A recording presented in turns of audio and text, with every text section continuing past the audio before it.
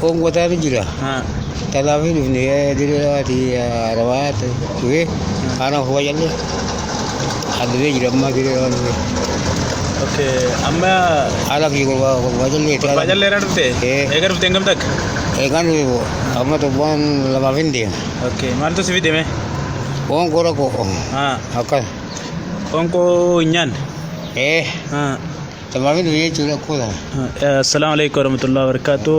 Daawwattoota hordoftoota keenya baabaan keenya waan akkuma agartan gaara mul'ataa irraa hongee sana jecha buqqee kanatti kun barandaa jala isaa ulaa namaa jala ciisu itti qaniin karaa deemu itti ol goree haala kanaa manguddoon teenya abboonni keenya gartee diree dhawaa iddoo adda addaatti karaa irra daandii irraa kanaan ciisu jiranii ijoolleen teenya gartee namni waa rabbi laaffiseef baabaa keenya kana nu gargaaraa isiniin jenna.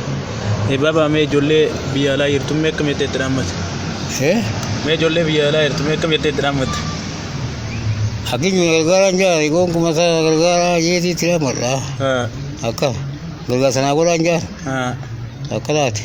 Inshallah gargaarsa gaa namni rabbi siif laaffisee asii godhuu jabaadhu ati anillee nangaan as jiru siin quba qabaadhaa rabbi umrii si haa dheeressu. Isin haa dheeressu. Amiin amiin amiin.